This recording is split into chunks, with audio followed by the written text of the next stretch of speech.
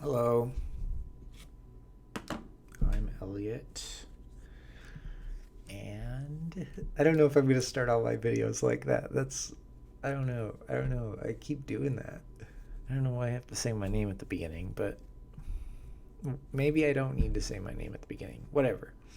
Anyway, I'm Elliot, and this is a video about why I think America is done for.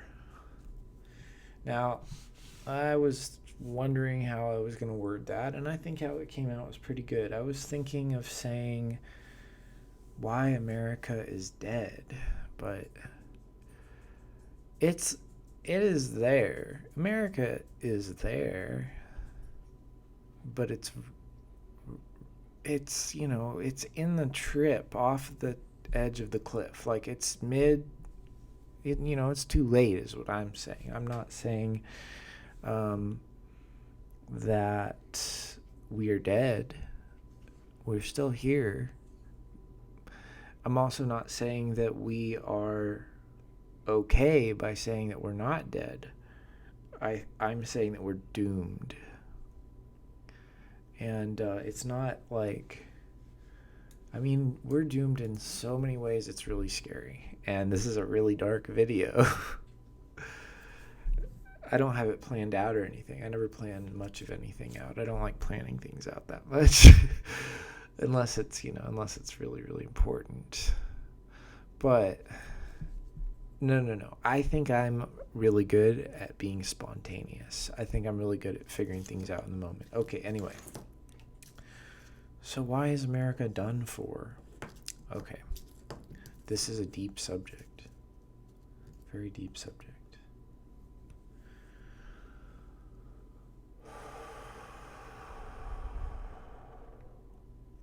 There's many reasons all at the same time. It's real bad. It's like total organ failure of the entire body simultaneously. It's not, one specific thing is causing it all. No. It's just all of its organs are failing simultaneously. Most importantly, the mind. America's America's standard of sanity is now so low that it's not sane. That it's not even like acceptably wacky, a little bit quirky. No, it's not sane, it's psychopathic. But we don't really think of that because first of all they hide the realities from us. Second of all, well, they hide it by just not showing it to us. The media works with them, and who's them? The establishment. What is the establishment? It's just whatever the machine ends up doing is what it is, and the machine protects itself, and so that's what it is. The machine has interests of its own. What machine? The U.S. See, it's really not a person that's causing it. You can't blame it on anybody.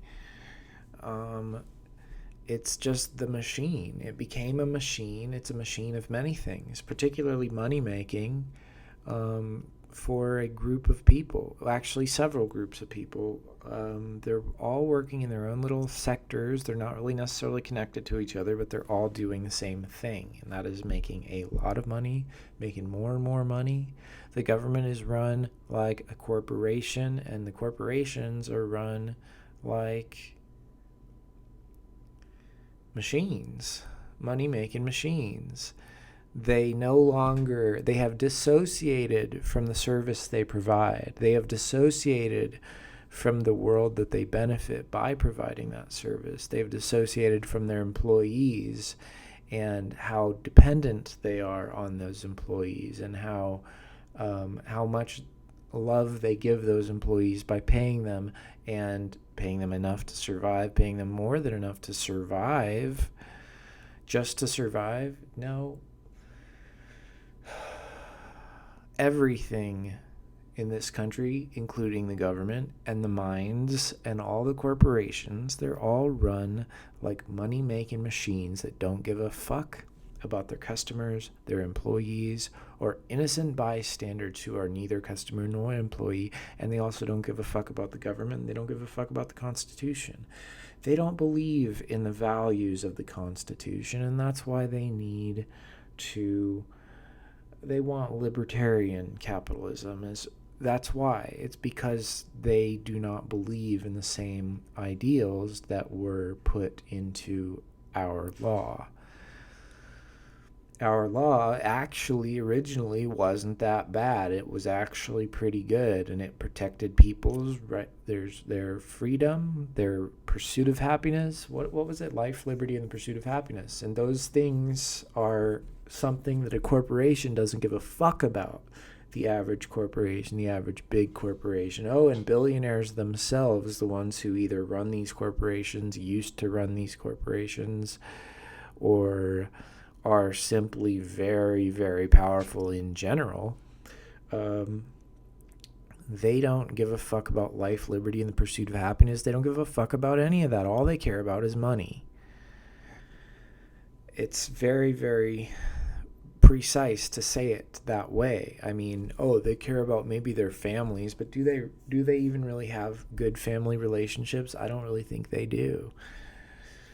They're all breaking up, We don't hear much of a family story coming from Jeff Bezos and Elon Musk. They seem more like players. And, Bill Gates sort of had a family for a little while there, but now it's breaking apart, isn't it?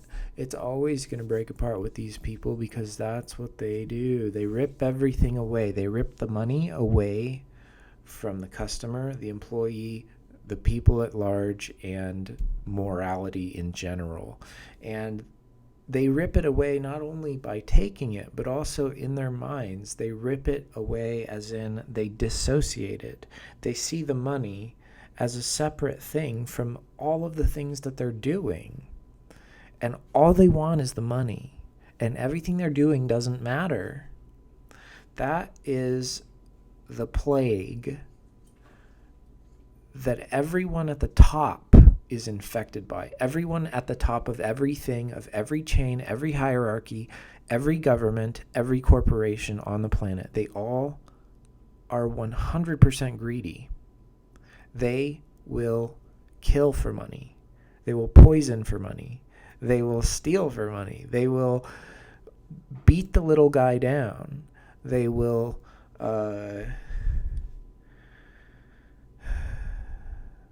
make you a slave. They've already been doing that for a long time. They've been doing it in Japan.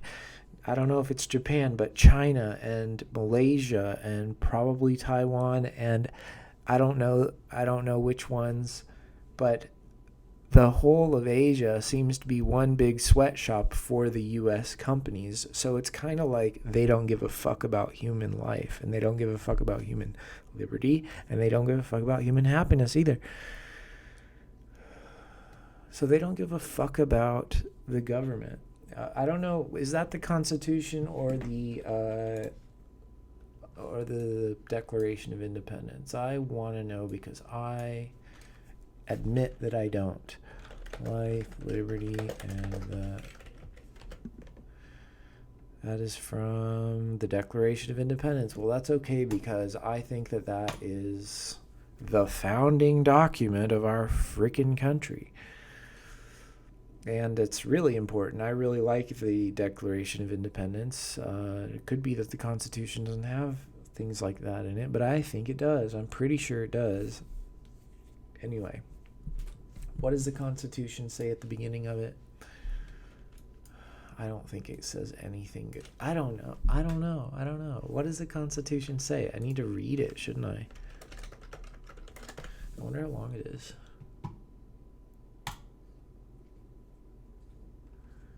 We the people, in order to form a more perfect union, establish justice, ensure domestic tranquility. Okay, there we go. They're already not doing those things. Forming a more perfect union. I know, but that's the end. The means are establish justice, What does that go in line with from the Declaration of Independence? Justice, life, liberty, and the pursuit of happiness. It could be the pursuit of happiness that's justice. I'm not sure.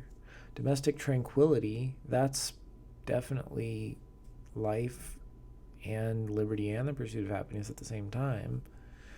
And corporations do not give a fuck about tranquility. Oh, they pretend. They pretend. Oh my God, Amazon with its little meditation box. You can't work? Go in the meditation box. You can't work? Fucking slave. Work, fucking slave. Your life doesn't matter to us. And it's like, oh, well, what are you going to do? Leave that job? Yeah, go get a better job. Or, listen, we're all fucking stuck where we are. There's not enough money to make it. Hardly anyone's making it, Do you think that the McDonald's are struggling because they can't find employees? Do you think that renters are also struggling because they can't find rentees or whatever they're called?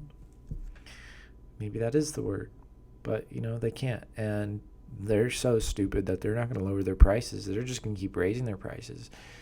Why? Because it is simultaneously a genocide of the poor and their stupidity. It's both of those things at the same time. There's so many instances in the history of capitalism when a company could have made so much more money by lowering their prices, because nobody, Google, gives a fuck about your YouTube premium. They will not pay your premium for your YouTube premium. It's stupidly expensive for the changing of like 1 bit in your code. That's all that it does. It changes 1 bit in your code. Oh, I know. There's a whole little section of code that's devoted to the things that were possible before you decided to become a capitalist monster. Yes, we are now forced to watch ads on a free internet thing. I mean, it didn't used to be that way. It didn't have to be that way. It didn't have to get so nasty the way it is. I mean, okay, we saw an ad maybe once every 4 or 5 videos. Now it's like we got to watch 30 seconds of ads before each video, or else pay $12 a month. And $12 a month, Google, is too much. It's just too much. You're a fucking asshole. All that I use it for, listen, I know you've got all your little stupid little gimmicky promotions that go along with it, but you know what I use it for? I use it to not hear your fucking disgusting capitalist ads. I don't want to hear any of that nasty shit in my ears. And 2, I like to be able to turn my screen off while I'm watching video and just listen to the audio, especially while I'm falling asleep listening to ASMR, which I do. But you can't do that if you don't have Google Premium, and it costs, what is it? Is it $12 a month or is it $13? I think it's $12.99, isn't it? Google, you're a fucking bastard. You're not good. Your motto is, you're a hypocrite of your own motto. Don't be evil. You're evil. You've been evil for a long time. And listen, don't be evil means you charge the minimum. How much do you need? You don't think about that, do you? You don't think about necessity, you fucking major corporation. All you think about is desire. Necessity. Your necessities are so far below your desire that you never even stop to think about them. What if you charged what was necessary? Can you imagine that? How low your prices would go? How much devotion you would have? And how much it would make people happy? And I'm not just talking to you, Google. I'm talking to every single corporation that is thinking of taking up this monthly payment model for things that used to be free. This is taking over America, and this is one of the reasons America is falling. People can't afford this shit. Okay, then make them watch ads so that they can pretend that they can afford other shit. It doesn't make sense. Look, you're making the poor watch ads, and you're letting the rich not watch ads. The rich are the ones who can afford the things in the ads. The poor can't afford the things in the ads. And so you charge them, but they can't afford to pay for it either.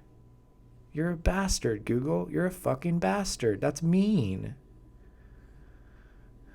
And every one of you tech corporations, you're all like that. Like, you're doing unnecessary things. My phone bill is too much. It doesn't need to be that high. It probably is about twice as much as necessary.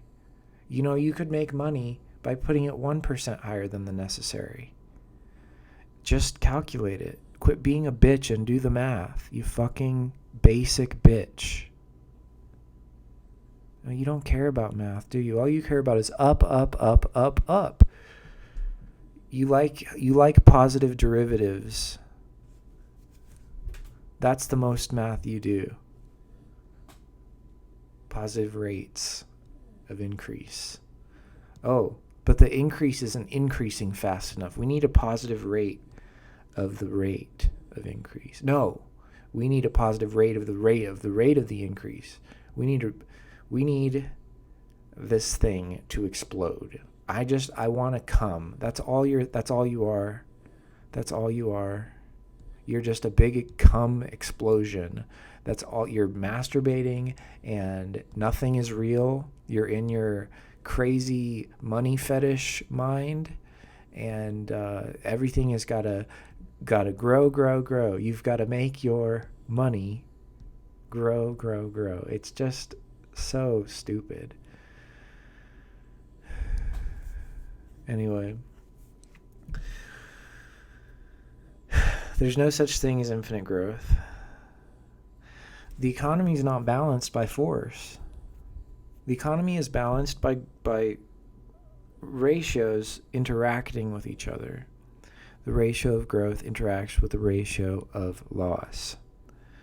And you can't just have growth forever, because eventually the money doesn't mean what it meant. When you keep forcing the growth and it's not legitimate, when you keep artificially inflating the prices, banks, with your ownership of all the housing in the country, and artificial inflation of all banking prices, and never ever going down, and forcing everyone out of their home during COVID, you evil people. Personally, each of you, evil. Artificial inflation is going to cause the value of money to change. I mean, geez. This crappy place I live in is not worth the amount that I pay for it. It's worth about maybe 1/3 of what I pay. And the crappy apartments around this town, they are not worth what they cost. They are not. It's not that great to live crammed in with no yard. Now, I kind of am lucky and I do have a yard, but most people who live in apartments, they don't really have a yard. They don't really have the ability to speak above like this level of audio, or else they're disturbing their neighbors. They definitely can't do it at night. They can't do much of anything, nothing cool at their own house, at their own place that they live.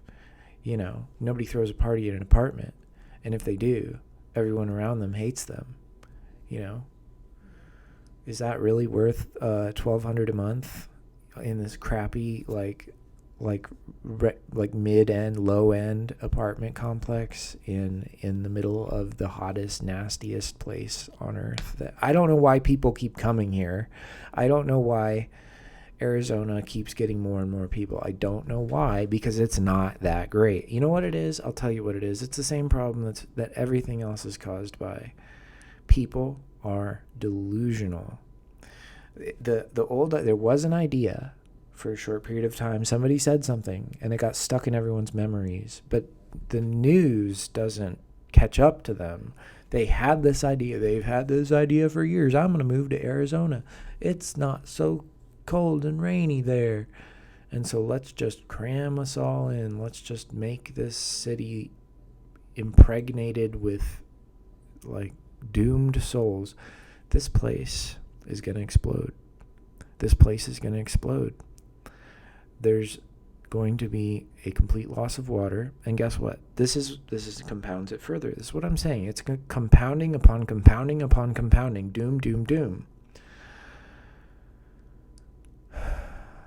We're going to run out of water.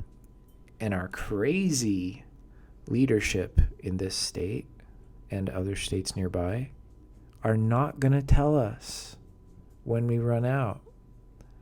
They're going to ignore it. And most of us, a lot of us, I don't know about most of us, but a lot of us don't even watch their shitty like propaganda programming anyway. I personally don't watch TV. The news I watch, it's almost never local, and I kind of don't like that. But the problem is that all local news is the most corrupted, basic bullshit I've ever seen. It's so damn fake. It's so damn controlled. Like, nobody ever says their opinion on there unless it is the popular opinion of Arizona and the popular opinion of leadership in Arizona, specifically of the rich. And they never talk about the popular opinion of the poor. So I don't watch TV. I don't like TV. I don't want to see ads. Here's the thing. When you watch TV, you think the ads are like this annoying little sideshow in the side. You know, just like pops up. Like, what is that annoying stuff? I'm watching the news. Go away. You know what?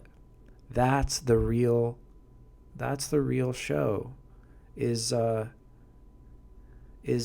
commercials. That's what you're really watching.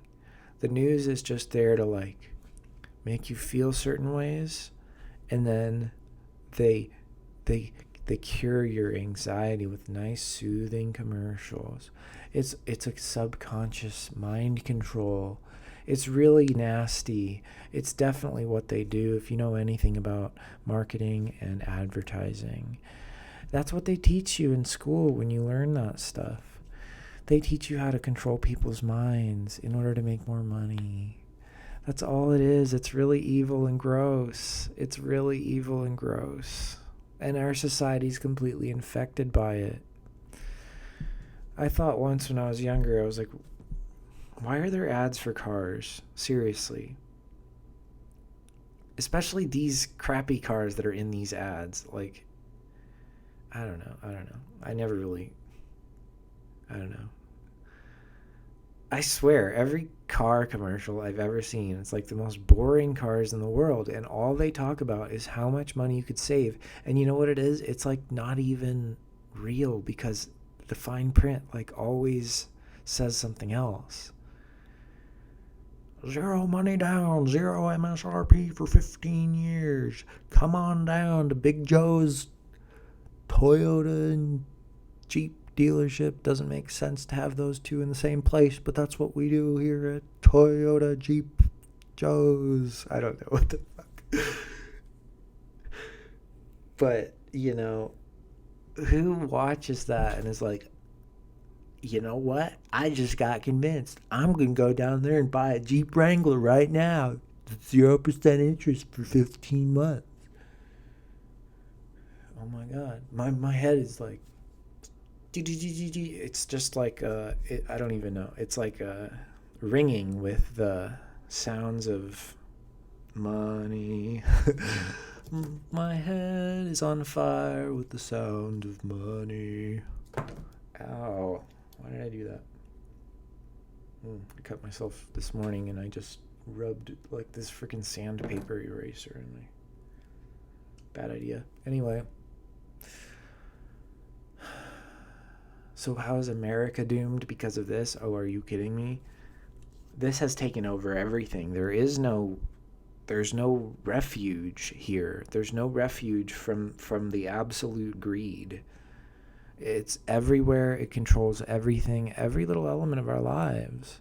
All the products you own, I bet if you bought them in the last 5 years, they are lower quality than they were 10 years before that. And probably it was way better even before that. I learned about this a long time ago. I think I was probably in high school when I learned this, in history class actually, when I learned about the concept of non-durable goods and how that was invented more recently. That like, for example, light bulbs can last forever, but they make them not. They make them not last. Our phones, they make them go obsolete. They could last a lot longer than they do, but they make them go obsolete. Another thing that I found that's very similar to this, but definitely a different subject, is cigarettes. Now, there's a lot to say about freaking cigarette companies and how evil they are. But I've figured out one of the psychological tactics that they use. And see, this is what this is all about. It's psychological tactics. America has been taken by the psychological tactics of the very wicked, money-wanting, not a care in the world, evil, rich people at the top. So cigarettes are basically, they want you to waste them. And they tell you everything that you need to know in order to make sure that you waste the cigarettes. They don't care that you're actually smoking them. In fact, they probably want you to not smoke them. That way you don't get the cancer and then they don't get the bad image. But it's impossible for them to get away from it, especially with the things they do. They water it down, so to speak. It's not water. They water it down with, all this other stuff that kind of tastes like tobacco. And that's where you hear about the rat poison and all the other nasty shit that's in cigarettes. They water it down with that shit in order for you to waste the actual thing that you crave. They put the filter on there, and it's very, very tight cotton filter that makes it really hard for the air to even pass through. They tell you that is for health benefits. That is so that when you smoke it, less tar goes in your lungs, and that's good, right? But I'm pretty sure that the cotton stops just as much tar as it does all the other stuff, that maybe the nicotine that you want, right?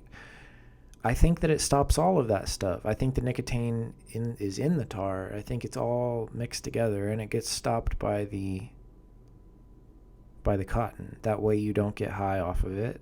That way you waste it. They make more money by selling more cigarettes because you're not smoking at all. It's full of fillers, and so it doesn't really satisfy you. And plus you can't even get the air going through the cigarette fast enough to actually inhale this stuff because it's all getting stuck in the filter. So they're making you waste it because they don't care about the service that they're providing. They don't care about the product. They don't, and I know it's a silly thing to complain that the cigarette companies don't care about their product, that their product is, but see, look, it may be possible to make healthier cigarettes. It may be possible, but you know what?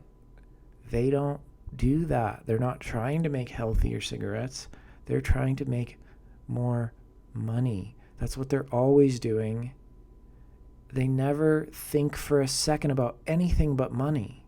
They don't even have ideas, these idiots, these leaders of the world, all of them. They don't even have ideas. All they know is money. They don't have like innovative, entrepreneurial thoughts, these people. All they know is money, money, money, sex, sex, sex, come, come, come. That's all they know. They are the most basic, brain-dead, stupid people. The people who own companies like the cigarette companies, all of them.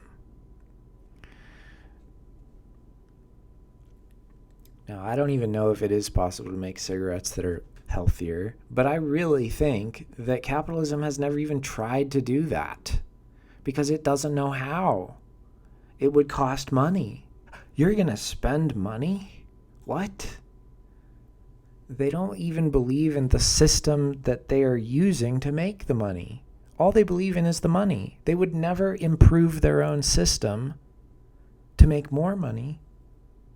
They would rather trick you to spend more for a cheaper product than actually invest in their own company. Invest in the system that they're actually creating, the service that they're providing. They won't invest in that. They will trick you into giving them more money for less product. All of them. That's the model of modern economics in America. That's what every major corporation is turning towards. They weren't always like that. Like Google. Google wasn't always like that, but it became like that. And it's like somehow that's the destiny of everything. You see, the people who made YouTube, for example, they didn't want it to become what it is. They made it what they wanted it to be. And it was great. It was great. It was a lot better than it is in many ways. Not just the ads, but also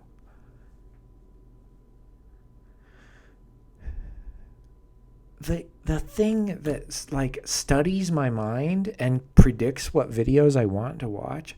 I'm not really sure I like it because I want to see stuff that's out there. I want to see random people and like maybe we can meet each other, or maybe we can become friends and talk back and forth across YouTube. Of course that doesn't happen. I don't know any videos that are not successful. That's all that it ever gives me.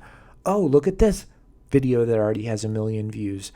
I'm going to sell this out, but never ever help the people who have 200 views. How do you get it? The only way to get up there is to have like connections and to like spread your and to make your video like a specific niche that's like, this is what people who are addicted to YouTube videos would watch.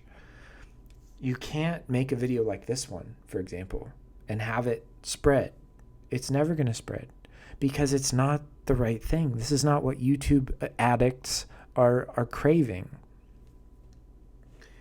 And the algorithm somehow knows that. And it only helps the people who are, it's like, and they do this on all the platforms, I feel like.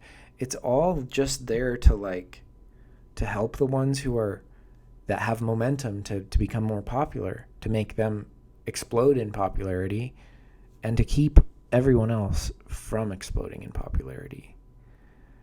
And if you don't have connections behind the scenes, the algorithm's not going to help you.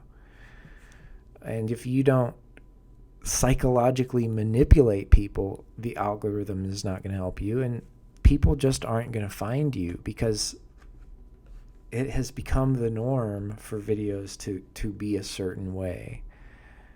And for them to have a certain pace and like music in the background and colors, certain kinds of colors, and nobody's interested in this intellectual, just a person talking. Where's the music? Where's the rainbow colors? Why is your background so boring? Why is the video quality so low? Why do you not look like a supermodel? I think I look pretty good though. I like what I look like, kind of. I think my hair is too short, but whatever. anyway. So that's one of the reasons. Here's another thing, big thing. Within the media being Hollywood and the news media of both sides, the press, the journalism, if there is such a thing anymore. I know of a couple journalists that exist still. There's not that many left. Like, they've all become sellouts, and they've all become so scared of losing their jobs for saying the wrong thing. They don't ever speak their minds, and they don't ever pursue stories that go against something that somebody higher than them in the company said, because they'll get fired. You know why? Because the entire paradigm of all corporations in America is do not speak to your boss. Your boss tells you what to do. You do what your boss tells you what to do, and you do not say anything to your boss unless it is yes, sir. That is the death of America, because the people at the bottom, because of all these things that I've listed off, they can't get their voice heard. And the only people who have power are the people at the top with the money. So companies start harassing their bottom level employees. Companies start doing things that hurt them. Don't pay them enough. Give them no benefits when it's like necessary for the specific job that they're doing, that they have certain benefits. For example, jobs where you're driving and the company does not give you benefits of car maintenance. That's evil. That's fucking evil. That is a net loss. And those are very expensive, by the way, especially if you don't have like a friend who fixes cars for you, and we don't all have that. Those people are always trying to make money anyway. And that's not a bad thing in that case. See, listen, I don't think the desire to make money is a bad thing, especially when you're poor.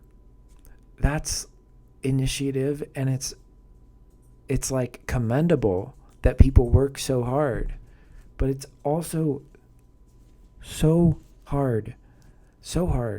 They have to work so hard, and they have to work way harder than they really should. But then I wonder why. And there's an even deeper problem. There's an even bigger problem at the end of all this suffering that's causing it, at the beginning of it, really. And that is, there's too many of us.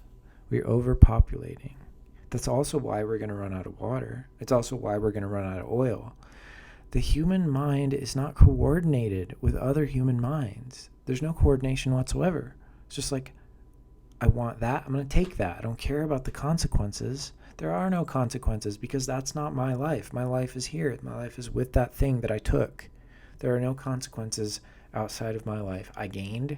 Gain is good, right? I gained. So why would there be consequences if I gained? My life is it. That's the way that everyone in America thinks all the time about everything, especially having kids. It is the most selfish thing in the world, especially if you don't have a lot of money, especially if you don't have like a path for them, if you don't plan it out like a genius.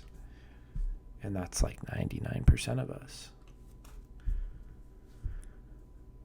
Oh, I said yes. I said that people shouldn't be having kids if they don't have enough money. That's for damn sure. I think that's really sure. But the problem is that I don't think that they should have as little money as they do. But the problem is that, well, maybe the reason that they don't have enough money is because there's too many people, and we just can't support ourselves. Like, a certain percentage of us has to starve. I don't think that's true, because like I said, the rich are charging not just above what's necessary for them to keep afloat. They charge tens, thousands of times more than what's necessary for them to stay afloat, for them to survive. And they also, what is the minimum that a CEO should make? In America, they make 1,000 times that, 1,000,000 times that. And that money is being siphoned off of a lot of other people.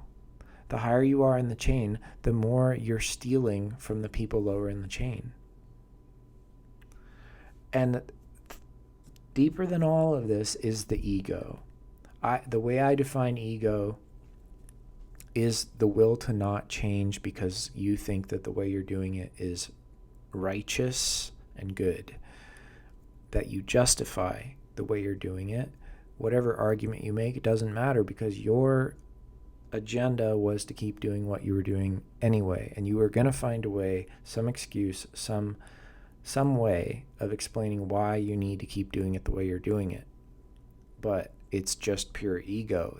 That's all the ego is the continuous assertion that the way you're doing things is right, even when there's evidence to say it's not.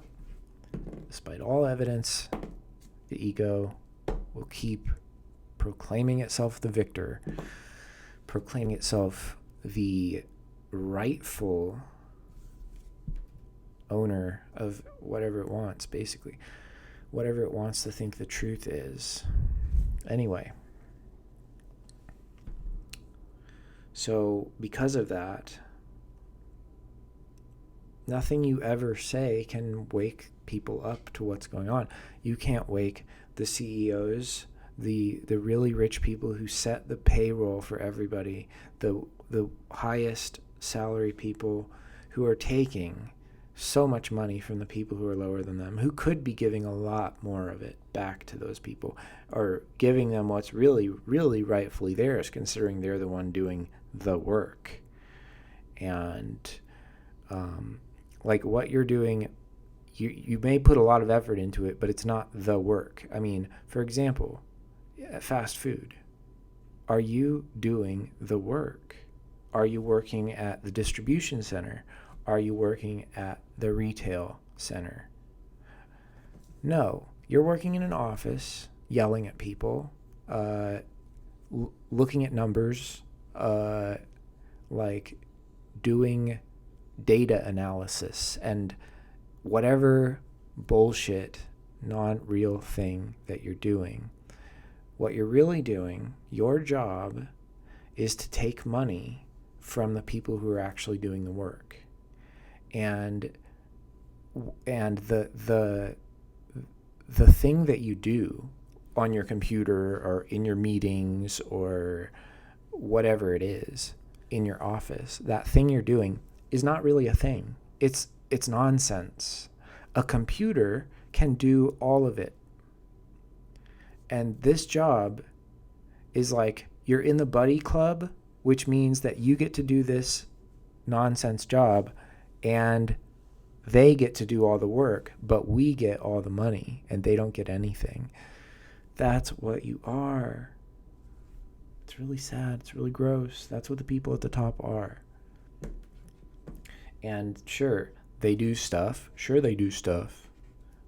Most of the time what they do is like, we're going to cheapen our product. We're going to make our service worse so that we can save money, and we're going to create some kind of psychological campaign in the media so that we control people's minds to make them think it's justified that they're paying more for something that's cheaper. End of story. That's what Domino's does constantly. I used to work for Domino's. They're one of the most evil companies I've ever heard of, but if I had worked for a lot of other companies, I probably would say differently. I bet there are worse. But Domino's is pretty fucking evil. They don't give a fuck about their employees. Not the ones who are actually doing the work. They make a lot of money. They don't care about the customers either. Because, like, the food's not that good. And it's not very creative. And there's no effort put into it whatsoever. There's no love in it whatsoever. It's like the customers and the employees are enemies, basically. When I worked there, we were always making fun of the customers. We thought that the customers were nasty people, that anyone who would eat Domino's is nasty people, nasty, stupid people that just like, and the amount of money that they're paying for those pizzas is absolutely ridiculous. Like, looking at the pizza, it looks like it's worth about 5 cents in terms of what it costs to make the pizza. But, you know, how much it costs, about $20, and it's like we were selling smalls for $20, and like it's all just marketing bullshit. I was giving, because I'm a rebel, I was giving everyone a discount every time. They wouldn't even ask for it. I would just apply it because, you know, like, fuck this company. This is way too much money. You know what they've done? It's crazy. The way that the marketing works at Domino's is that the discount is not really a discount. The discount is the normal price, but almost everyone gets the discount. Like, the customer asks for a discount, you just give it to them. That's just the way it is. And everybody asks for the discount. They know the price they want before they buy it. But here's the thing. That price is like reasonable. And if they don't ask for the discount, they get it like double the price, and that's not reasonable.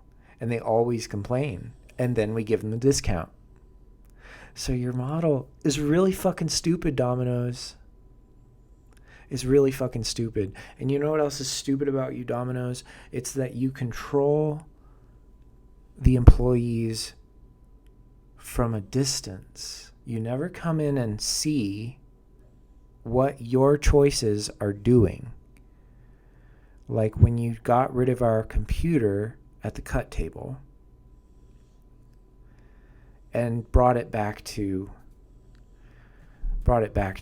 receipts.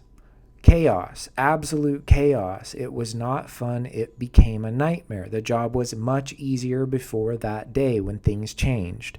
The job was easier and nicer, and I liked the company a little bit more, even though I didn't like them that much. But you guys really stabbed me deep when you decided, we're going to get rid of your tool and make your job harder on purpose and tell you that's why we're doing it. That's why they did it. They got rid of our tool, a computer that sorts and organizes the orders. They got rid of that computer and replaced it with receipts and boxes with no labels on them so that we can have to nervously like look at this tiny fine print on a tiny receipt and like try to understand what we're looking at, because it's all in like, you know, shorthand English, because that's the way that receipts are.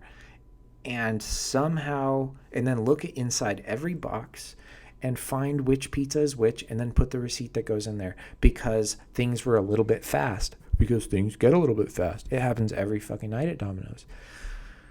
And when you change the system, it fucked everything up. Oh, you might have made just as much money, but you probably had 10 times as many angry customers, and 100% of your employees were angry at you. Every single person that I asked that worked there when I was there, when that happened, they all didn't like it, including the managers and the general manager. Every single person in there didn't like your decision. You're a fucking idiot. Fuck your company. Burn to the ground. Domino's is nasty. It's not even good food. Like, it doesn't have any flavor. It doesn't have any flavor. It's like you're eating your own spit when you eat that stuff. It doesn't have any flavor. The dough is like yoga mat. It's like they must put drugs in it that make you think that it's like good, because I don't know why people buy it. It's so gross and it's so overpriced, and there's no love put in it whatsoever, because the employees that work there, they're all super high on drugs because they hate their job and they hate their life, and you don't do anything for them, Domino's. You're so mean and so bad. And I know you don't give a fuck. You're a revolving door company. Everyone that controls that company is in and out in 5 days, or I don't know, maybe a couple years, but you know, they don't give a fuck. All they're just like, I have high status because I'm at the top of it. I'm a CEO. I'm at the board of directors. But they don't even know they don't even know what they run. They don't know what they own. It's not even about that. Domino's is just the symbol that goes on the doorway that they walk in. You know, they don't even know what they're doing. They don't know that it's about food, that it's a food service. It's a restaurant. They don't even know that they're a restaurant anymore. They just know that they're a machine that makes money.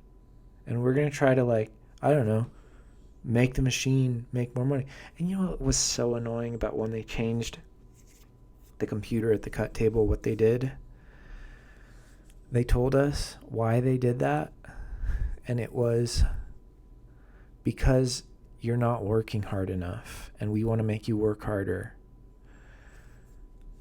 Listen, you don't decrease productivity on purpose.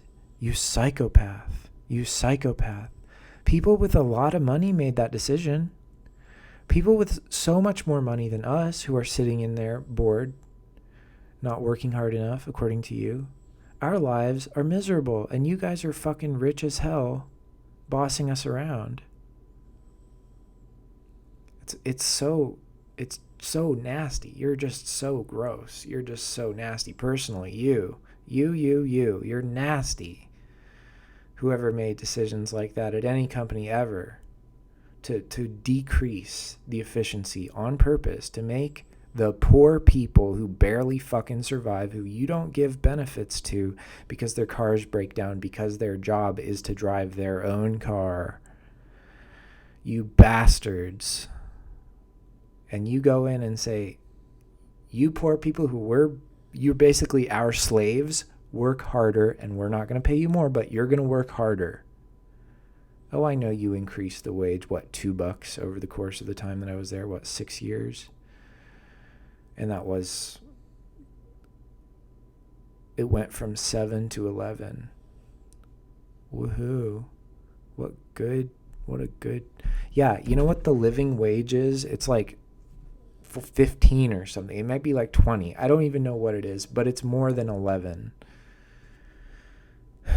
And then not paying me while I'm driving because of tips. Oh, you tricky bastard. I know it's the industry standard, but the industry is fucked. You nasty, nasty people.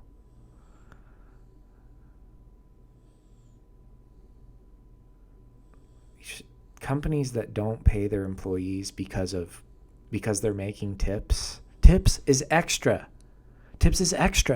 You know what the ratio was of tips to wage that I got when I worked at Domino's and Pizza Hut? I worked at Pizza Hut too, and it's fucking evil as hell as well. I don't think it's quite as evil as Domino's. I felt that Domino's was more evil than Pizza Hut, but they're both fucking evil. But you know what? What did I say? Shoot. Damn it. I hate when that happens.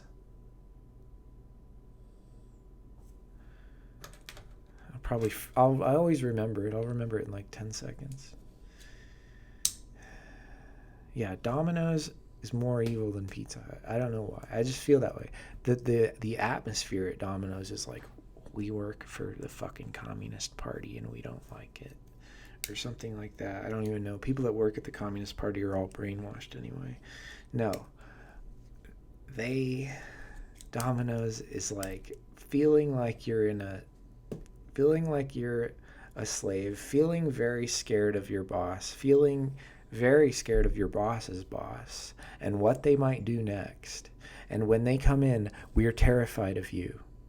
When you walk in our show, we don't respect you. It's not respect that makes us like hunch down and look away and be real quiet when you walk around, when you come in and infiltrate the hellhole that your employees live in for like 30 or 40% of their lives, some of them 50%, because they have to work 60 hours a week because they're not fucking surviving. When you see a little illusion when you walk in the store, you big wigs, when you walk in your own restaurants, it's an illusion. We all put on a show. We pretend because we're terrified of you.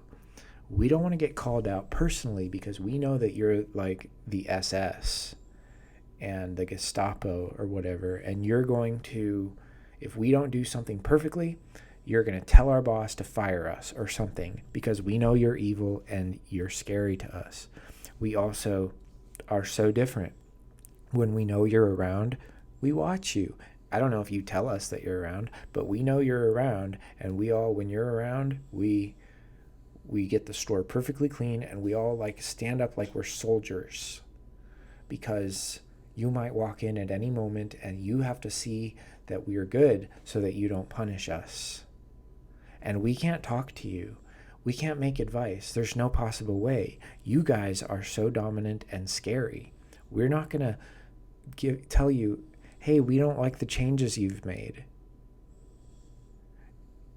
You'll get mad at us.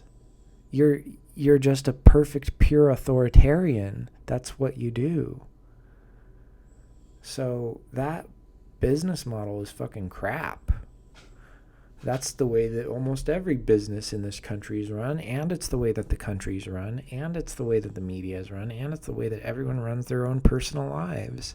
Our culture, our society, our government, our corporations, everything is trash and doomed as fuck. It's really bad.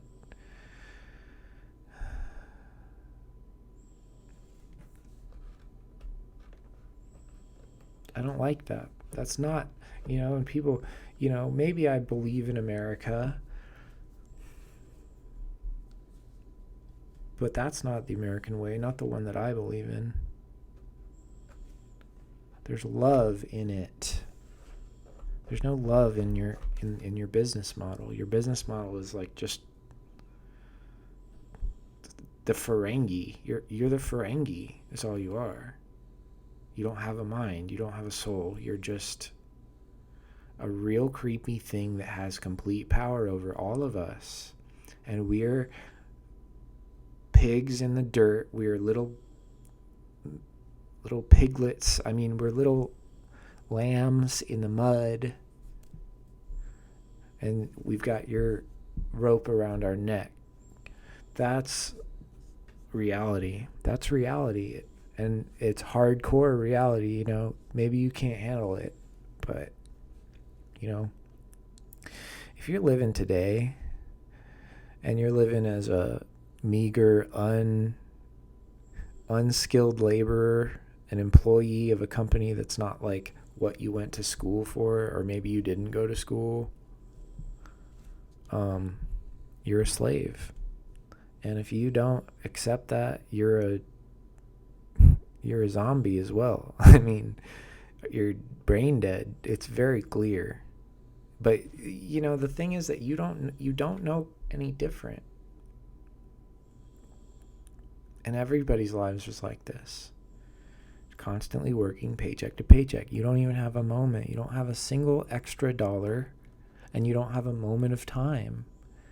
And every time something goes wrong, you fucking go bankrupt. You fucking lose all your money.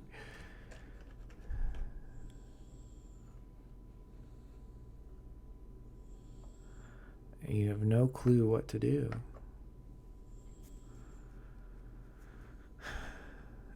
What are we going to do? And you know how much to get a ticket? Oh, I ran a red light once. I'm sorry. I'm so sorry. I mean, I'm not perfect. I'm not the absolute perfect ultimate being. I ran a red light once. And I was charged fucking $300 something. That was like a whole paycheck back then. And I mean, like I said, I made the money that they give you off not tips. Of course, I made a lot in tips, but seriously. And I didn't have it. And I have to pay rent. I have to pay bills. I have to survive. All my money's gone. I have zero at all times. Even now, and I have a better job, I have zero at all times. And the only reason I have this job is because I did get a degree. I have a bachelor's degree in physics. So that opened this eternal doorway to education, which is great. I can always be a teacher. They always want math teachers, and they always will. And everywhere in the world wants them, which is great. That's a great thing for me, even though I didn't intend to be a math teacher when I set out into the world. I intended to be an artist, actually. But my taste is not anybody else's taste. I mean, I would show people my art. They'd say, wow, that's great. And then they'd look away. And it's like, how much time of your day is free? 1 second? You looked at it for 1 second. Can you do you see this thing that I made? I spent 60 hours on this 8.5 by 11 drawing. Can you look at it? No, they look at it for a few seconds. They're like, whoa, that's interesting. Right on, man. And then they just keep going. Maybe it's not what they're supposed to do when it's like good art. Maybe, I don't know. Maybe it's more about like, hey, that would look good on my wall. But see, that's not art in itself. Art in itself is almost anything. And high art is anything that you master, that you put incredible amount of effort into, an incredible amount of patience into, and skill, and you make it better and better over time. That is high art. Now, even as a high artist, even as the highest artist in the world, you could never sell certain types of art because people need a use for them. Nobody's going to sit there and stare at your art all day. Nobody would ever pay a monthly payment to have a piece of art on their wall. Only the dumbest of lowest of stupidest of chumps in all of history would do that. And I don't know who's doing that, but I bet it exists. Nothing surprises me anymore. I don't think anything surprised me a long time ago. I learned this when I was a child. America's insane and will do anything at all, no matter how chumpy it is.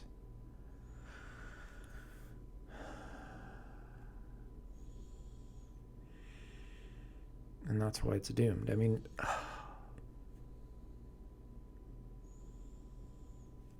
I was talking about my art. Well, I wanted to be an artist, but I kind of lost my hope in that because I can be a high artist. I can make fucking beautiful things. But people want something. If in terms of buying it, in terms of putting money into it, they want something like that goes on their wall. And what I'm making is more of an optical adventure for your eyes. It's music with light. But how many other artists are doing it? Plenty. I'm not special. How what do I have to do to keep up with them? A lot. But I don't know. What is the market for? Who is the market for the art that I make? Just rich people? I mean, I don't want it to be rich people. I want to make money, yeah. But I thought I would sell to people who are like me. That's not a very valid way to make money because I'm a pretty rare person. I don't know anybody like me, so that's sad. Anyway, people like me don't have money, clearly, because I don't have money. Anyway, let's get off the personal subject. Let's go back to talking about why I think America is doomed. All these things are compounding on top of each other deeper and deeper and deeper these days.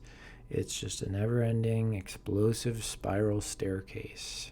I feel like tomorrow I wouldn't be surprised if they doubled my rent. If they doubled everyone's rent, I wouldn't be surprised. I wouldn't be surprised if they started charging me monthly payments to have a mailbox.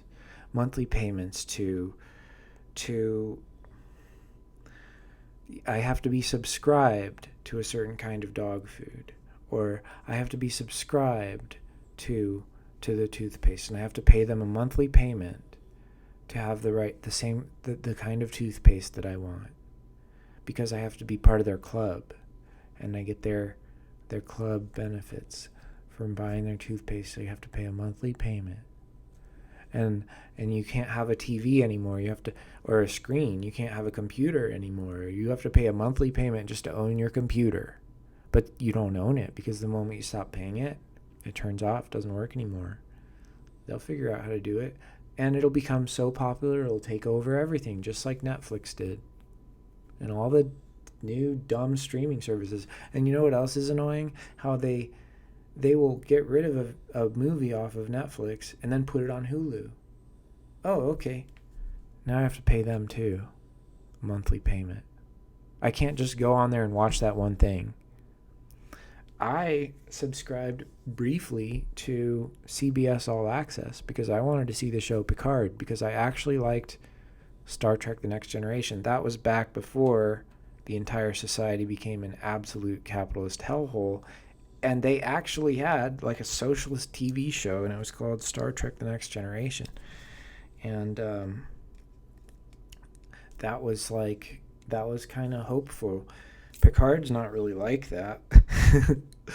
But, you know, at least it's those guys again, and I want to see that. So I watched it, and I didn't not enjoy it. I mean, like, freaking who expects the freaking reunion show to be actually like good television? It really wasn't that good, but it was cool to see those people back together again, some of them, and Jean-Luc Picard and all the stories and whatnot and all the references. It was cool. I liked it. I don't like Discovery much. I don't like much of the new Star Trek stuff. I'm more of a Next Generation, I guess. But anyway, I had to pay freaking $5.99 a month for CBS All Access. And guess what? Once you subscribe, it's kind of hard to find the unsubscribe button, and I couldn't figure it out. I gave up on it the first time I tried, and I forgot about it for a couple months, and I ended up paying CBS All Access for a couple months. And you know what I did when I actually had the service? I watched Picard, and then I turned it off. And I watched the whole season of Picard. Once Picard was done, I never watched another single thing on CBS All Access. Why would I? I don't watch anything. The only reason I was even watching Picard is because I used to watch Star Trek Next Generation.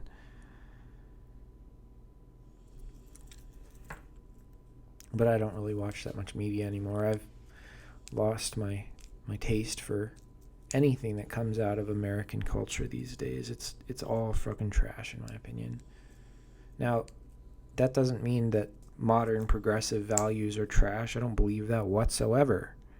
You know, you would think, oh, for example, I don't like the show Modern Family. I don't like it. It's annoying, and I think it's trash TV. But why do I think it's trash TV? Oh, if I said that, you would immediately say, oh, you're a homophobe because there's gay on it. And I'd be like, no.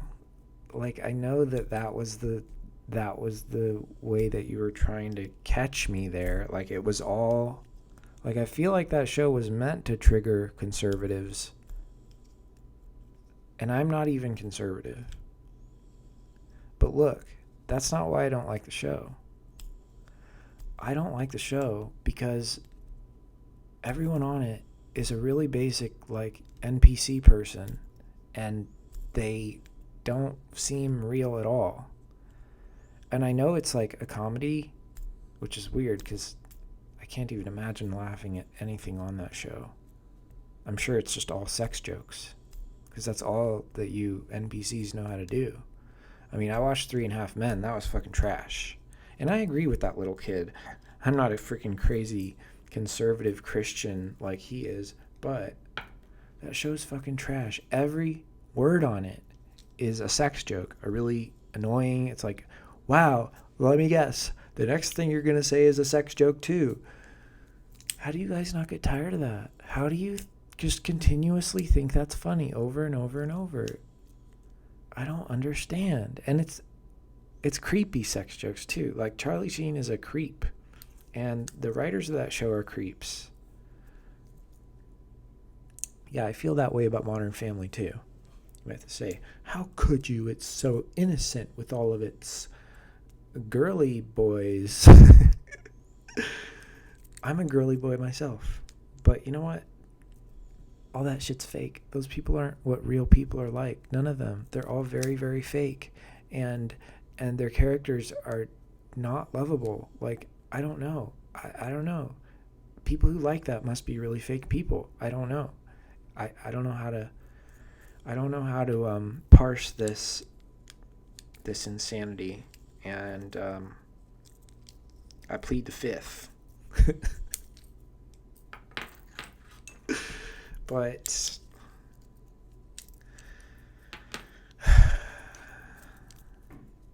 yeah, I don't get it. I don't watch TV. I think it's all bullshit. I think everything that I've seen on TV in a long time, like when a lot of people saw the decline of the History Channel. It's not even about history anymore.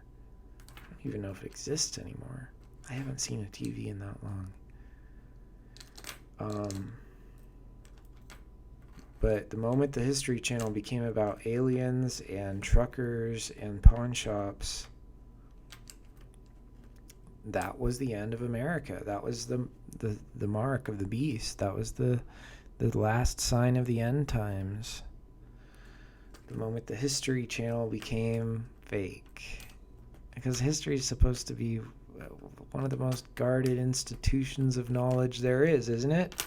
If you change history, you can fucking really mess with people. Get them to believe that the freaking Holocaust never happened, and they'll do it again. And then they'll say it didn't happen again. Because that's what they were saying when it happened. You know, the people who believe that the Holocaust didn't happen, they're all Nazis. Because that's what the Nazis were saying, that it's not even happening. It's the same thing as what the Chinese government's saying right now, that their Holocaust's not happening. And I know, maybe calling it a Holocaust is a bit of an overstatement. Maybe not. I know that it's not going to benefit anything or anyone or the future of our world to take people and force them to change their religion and their beliefs. Why do you think that they would even do that? Do you really think that they're not faking it? That they wouldn't just tell you that they believe in what you believe and that they don't believe in what they used to believe? You know that the Quran actually tells people to do that. It says if you're being oppressed, just say that you're not a Muslim and they won't oppress you. And it's okay to lie about that. And for that reason. So you're not going to win. It's impossible. It's stupid for many reasons. Like, this is even under the guise that they are even doing that. I don't think that they are even trying to re-educate anyone. I think that it's a labor camp. I think they're using them for labor. And they're imprisoning them because they don't like them. They do that with everyone. They would do it with me if I was there. I know they would, because I am a loudmouth. I'm surprised they haven't done it with me here. There you go, another little thing. America's becoming more and more like China every day. And this is actually a very recent bit of news. And Biden is actually really pushing for it. The moment that they banned Trump was like the last, it was the snap of Thanos' fingers for his wish to be that America would end. Because I don't like Trump. I hate Trump. You can watch my other videos talking about how much I hate Trump and how much I think that his mind is poison and that he has poisoned other minds by being that poison. He's a virus of the mind. But when Facebook and Twitter and everybody banned Trump all at the same time, it was the moment of the end of freedom of speech on the internet. It doesn't matter whether you're a right-wing neo-Nazi like person that might kill somebody, or someone like me who is speaking against injustices in the government and corporations and the media. and everywhere. And the soul.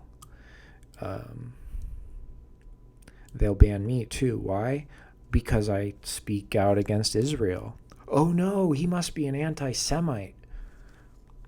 Let me repeat myself. I speak against Israel. Israel is a state, not a religion. Israel, like other states, has a military and does things with that military, which must be judged by the people of the world and not by the authority who is doing them, who is partnering with them. Why has it become taboo in our country to question the actions of a different country? It's very weird. And you know what? I do not think it is out of the realm of possibility whatsoever that in the very near future we will see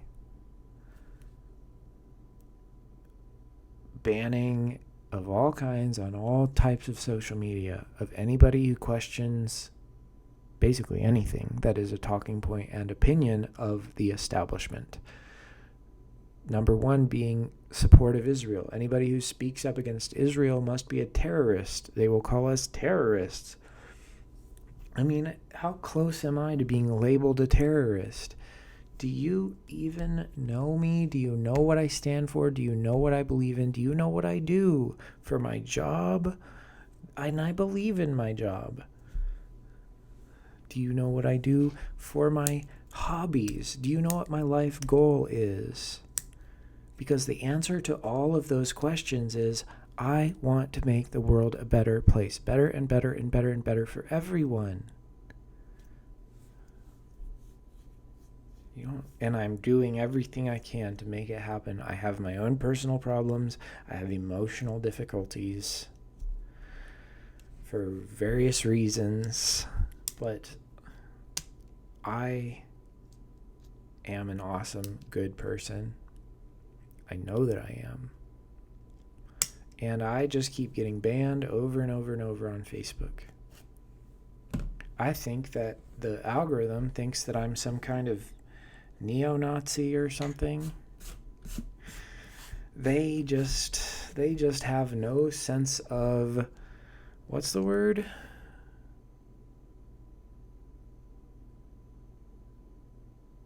Is it prudence? Prudence. You need to look up prudence, you left-wingers. Prudence is what you lack. I'm talking to all of the... No, listen, that was the wrong word I just used, not left-wingers. I don't even want to ever use that word again, because how do you define it? Do you find left-wing as these rabid Democrat sycophants, or do you define left-wing as Marxists or socialists or communists? Do you find left-wing as Bernie Sanders? There's too many things that people call left-wing. They're all completely different. I don't like that word anymore. Prudence. Look up the word prudence. Prudentia. Learn about prudentia. Is it? Maybe it's not the right word. Dang it, maybe it's not the right word. The one that goes along with justice. Justice? Yeah. It is prudentia. Learn about prudentia and justitia. You seem to think that it's all about justitia, but you're missing prudentia. Prudence. Very important word. Let me tell you what the definition of prudence is. Now, there's lots of people all over the left, if you could call it one thing like that, and I don't like to do that, and I don't even want to say that word ever again. But SJWs, anybody who gets angry at somebody on the internet or cancels somebody or bans somebody or whatever, Facebook, Twitter, Google, you're all guilty of having bad prudence. Prudence, as defined by Merriam-Webster, the ability to govern and discipline oneself by the use of reason, sagacity or shrewdness in the management of affairs, skill and good judgment in the use of resources, caution or circumspection as to danger or risk. Synonyms: alertness, that's really what I'm trying to say. Care, carefulness. Caution, cautiousness. Chariness, circumspection, that's a really good one. Gingerliness, guardedness, heedfulness. Ooh, they won't listen. No, listen. Let me say it in my own words, because I want to define prudence in the correct way, in the way that even the dictionary doesn't know, but I do. Prudence is the guidance to your judgment. The execution of judgment is justice. The guidance of judgment is prudence. So the guidance of justice is prudence. Justice is the will to defeat evil and replace it with good. Prudence is the intelligence necessary and the awareness necessary to tell good from evil. And while these establishment Democrat types have plenty of justice, plenty sense of justice and will for justice, they very much lack in prudence. They fire before they aim. Listen, justice is firing and prudence is aiming. You have to aim. And they're so emotional when they fire that they don't even look at the thing that they just shot. They don't even look. They just keep firing, or they run away because they can't handle themselves and they lost control. That's when the justice is overbalancing the prudence. You want your prudence to guide your justice. So, I've been accused of things that are absolutely ridiculous. I've been accused of racism before. I don't think that racism is in alignment with making the world a better and better place. So, I disagree wholeheartedly. I've been accused of transphobia. You know what? I am trans. It doesn't make any sense. I've been accused of non-binary phobia. I am non-binary. It doesn't make any sense. Been kicked out of I was accused of racism against Native Americans because I talked about spirit animals. But I don't understand. Can people not talk about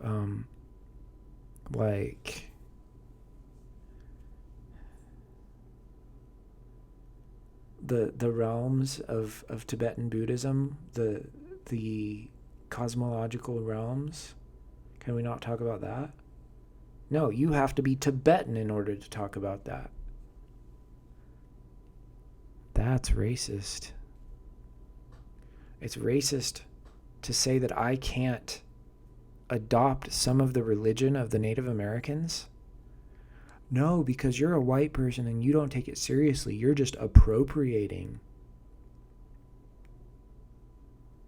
But what if I do take it seriously? Well, then you have to formally join their religion. It's why? Why? I don't believe in religion. Well, then you're anti their religion. You must be a racist. No, I just like the idea of spirit animals. Here's another thing. Native American non-binary people, some of them, call themselves Two-Spirit. And you are not allowed to call yourself Two-Spirit as a non-binary person unless you're a Native American. Well, specifically, you'd have to be specifically from the tribe that taught you about Two-Spirit. Or else, I mean, you could be Native American. You could be like 80% Native American and live as a Western person. And even though from the perspective of Native Americans, we came from the East, but words, very confusing.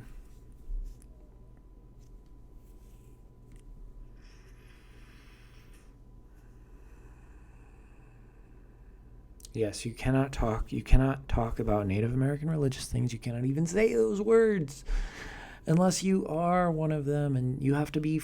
No, this is the double standard, is that to the white people who enforce this nonsense, and some Native Americans, I'm sure,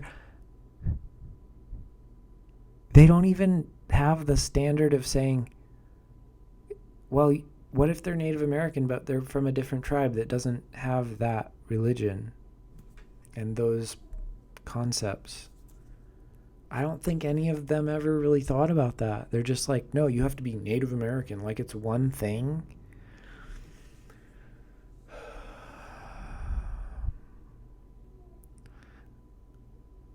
Let me tell you, there is no difference between a Two-Spirit person and a non-binary person.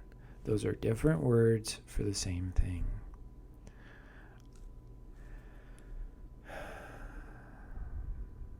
And I think it is racism to not allow others to practice thoughts like that and spiritual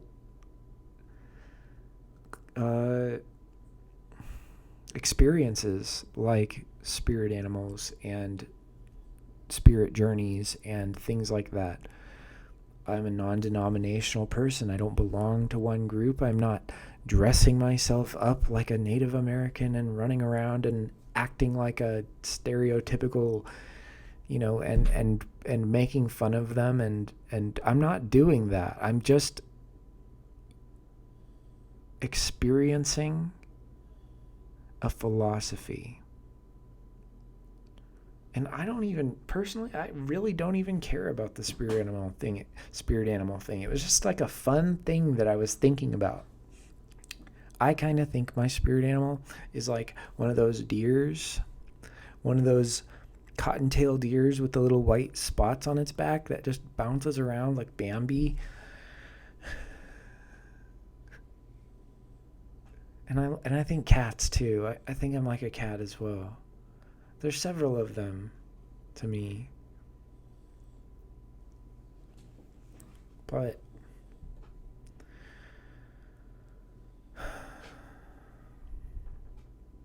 and for a while I thought it also was associated with eagles too. And what I get out of eagles that I like so much is their eyes, is how good they see. And I associate that with science. I associate it with prudence more than even science, because prudence allows you to see other people, not just physical phenomena like science. I don't believe that what science is, physics. Okay, this is a different subject. Right? I don't believe that the science that is physics is applicable to the human mind. And I think that Western medicine, as far as psychiatry, is very obsessed with using the scientific type principles from physics and chemistry and biology and applying it to the mind.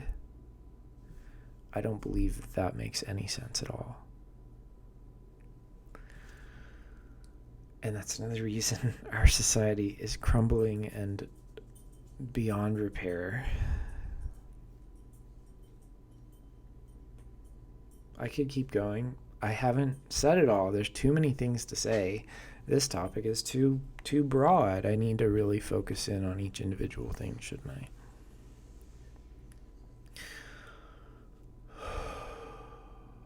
Let's talk about the big ones. Let's talk about the big things that are going to kill us. America. Number one is climate change. Because that is going to affect the entire biosphere. It's going to affect all the weather of the planet. It's going to affect the chemistry of the air, the chemistry of the water. It's going to affect animal health. It's going to affect the propagation of viruses and bacteria.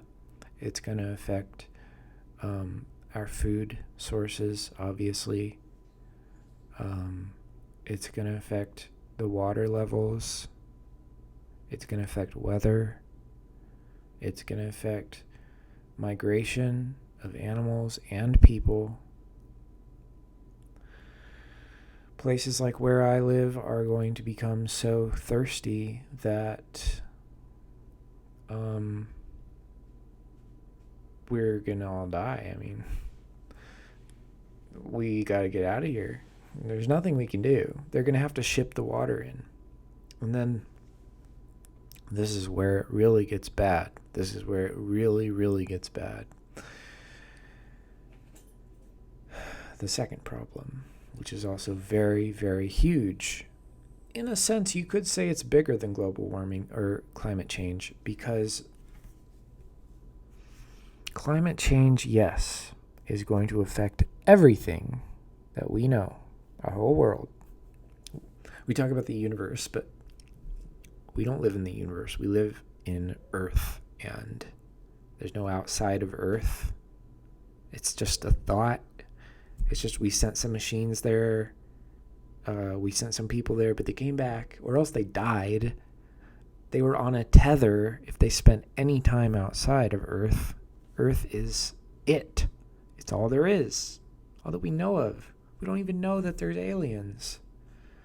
All of it is Earth. And so climate change affects Earth. The whole Earth. That's a really big thing. That's doom not just for the United States, but the United States is the least equipped to handle it and will cause it to be worse and doesn't even believe that it's a real thing. We warned you 10 years ago. It was almost too late. Now it's way too late. You're fucked, you evil bastards who own everything and will not change your minds about anything. You're fucked, and we're fucked. We're all fucked because you idiots wouldn't listen to the scientists, because you don't believe in science, because you're fucking stupid.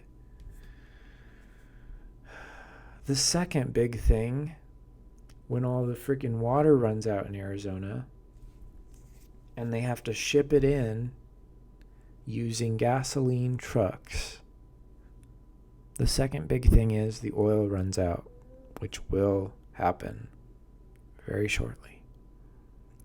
And when it does, not only will the water not make it into Arizona, but the food won't make it into Arizona. We don't have food here. We really don't.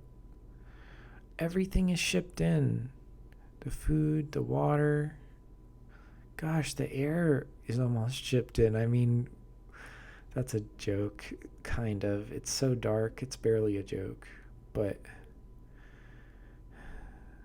everything's shipped in, and places where everything's shipped in, which there are many, they're all over the world. Every city. You think that cities make their own food? They don't. They get all the resources are shipped in. Even if you put it together there, even if you cook it there, you buy all the stuff at the grocery store there, it all came from elsewhere. And guess what? It came via trucks with gasoline.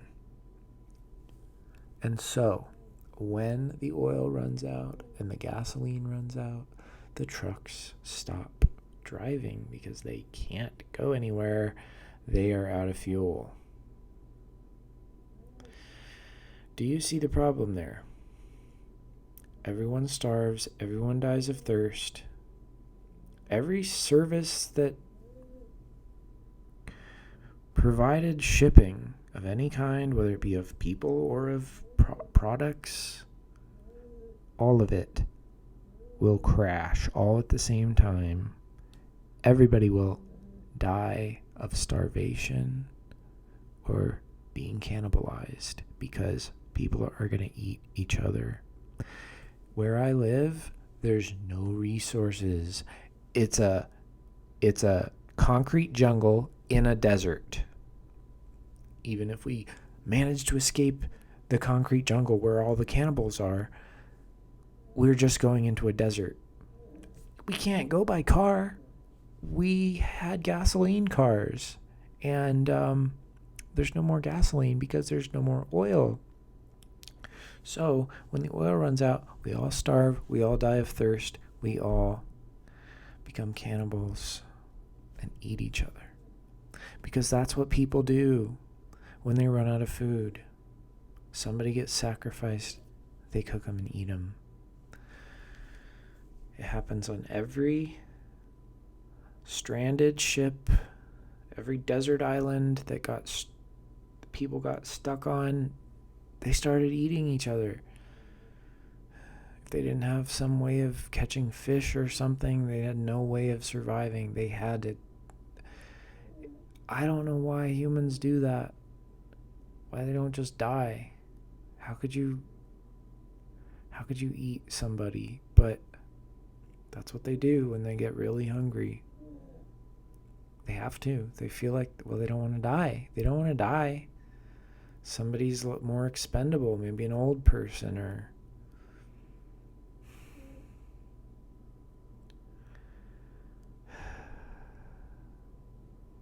That's what's going to happen in every major city because cities don't have resources. I don't know where it does have enough resources to sustain itself locally. No. Everybody fucking becomes a cannibal, becomes Mad Max. There's wars over water, there's wars over food, there's wars over the remaining gasoline. Everything becomes a Mad Max, ultra-capitalistic hellscape where the government still claims to exist and still claims to represent you and protect you, but it really doesn't exist. It's just a thing on TV. It's just a reality TV show.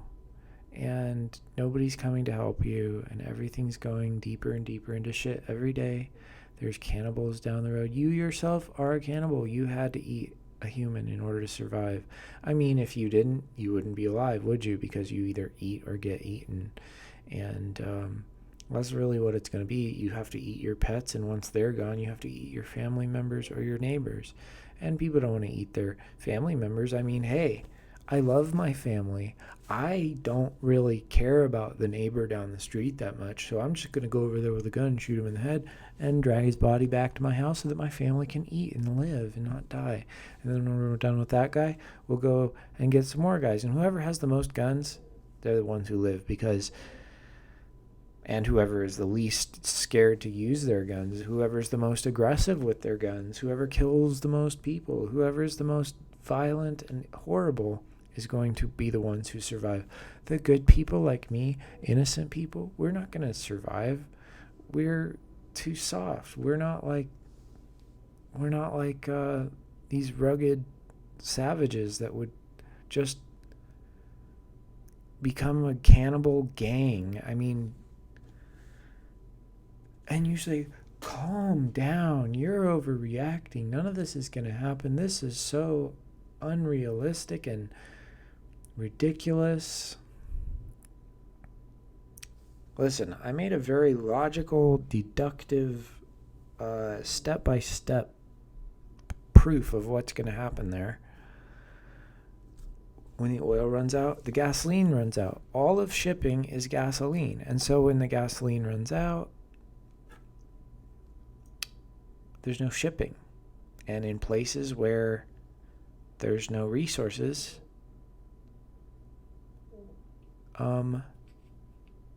There's no food sent in to the people who live there. So they die. They starve. What are you going to do? You can't ship it. You can't just ship them food because, hey, the oil is gone. Oh, your solution. I know. Electric vehicles, right? Do you see that happening? I mean, I'm not really seeing it. I'm not seeing it in shipping. That's for sure. It needs to happen. It needs to happen very soon. And if they don't switch over before we run out of oil, we're all fucked. And they're fucked too. They're so stupid. They're not even looking there. All they're looking at is their hot wife as they bang her. That's all that they ever see because that's their life and that's all they care about. And the money and the Ferraris and the mansions and whatnot. They're not thinking about anything. Well, they think about how to trick people into giving them more money so that they can keep doing the ridiculous things that they do. But they're not thinking about anything. Nothing real. Just their little ego illusions that keep them from waking up to the horror of the world around them and how they're not doing anything to make it better. And what's coming up, which is the end of oil.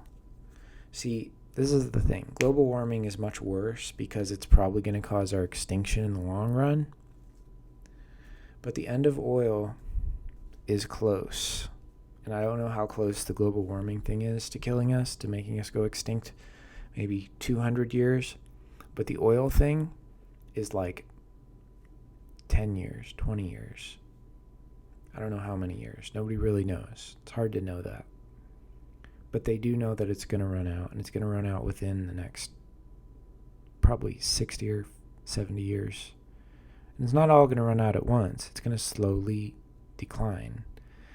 And that's not a bad thing. It's good that it doesn't slowly decline. I mean, that doesn't run out all at once. But here's another thing. They will drill the oil out and store it long before they sell it. They will have it all stored above ground when it's all when the fields are dry. It will all be stored above ground, and we'll still think that there's oil left, and they'll sell it all at once, and then when they're out, it's over. It's over all at once. So that happens too, and it's going to happen in big chunks. Their customers are all going to die. You know, it's like big explosions and infrastructure collapse there, but some's over there. There's some infrastructure still over there, but then these people start invading those people. But those people say, those people are terrorists. We don't want any of them. So they start killing them, and they create a wall. And, hey, it's Israel-Palestine. Exactly the same, exactly 100% the same thing.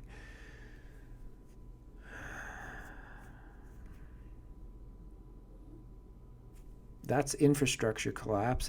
It creeps its way up. You know, it happened to Africa long ago. It's happening slowly. It's got like this path that it's taking, and it'll work its way up to the top. Everybody will become Mad Max. Or, you know, they'll become like the Mad Max setting.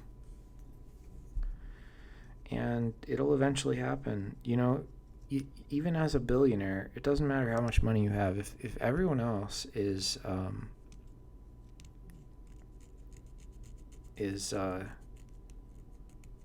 like dying of starvation and cannibalizing each other and having basically battles in the neighborhoods over water and food,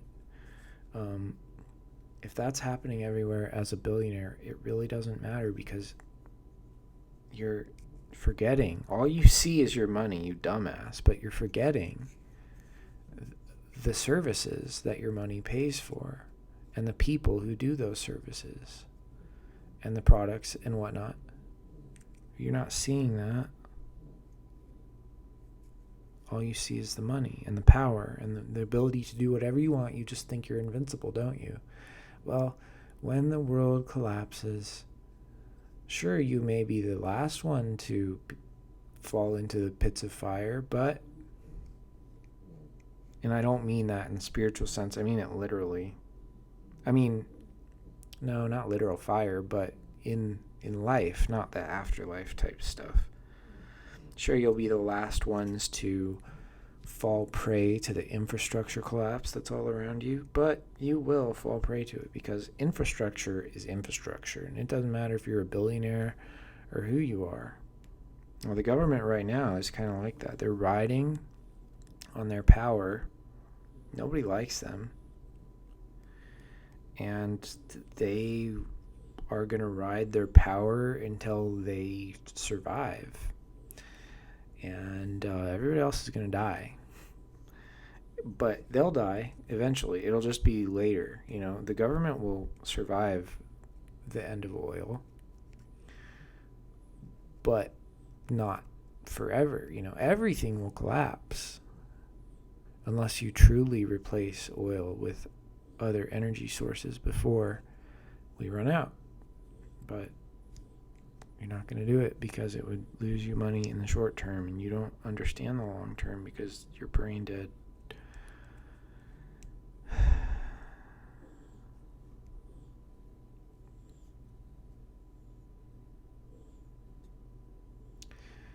Is there a third problem that makes us worse? Well, that's, I think that's probably the first thing that I said was just that people in this country are crazy, that the sanity of this country is gone. That's the third thing. The first thing, global climate change, global warming, climate change.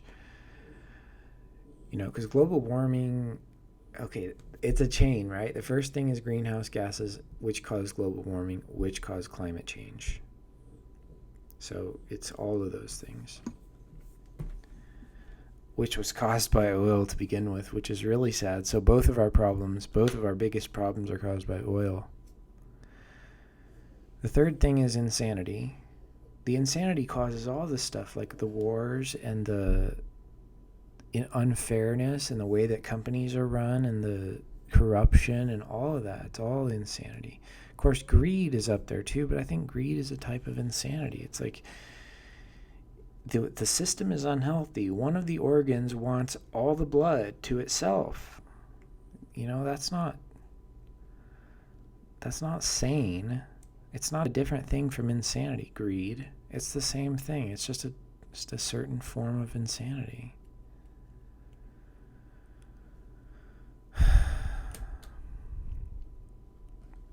So, I don't know.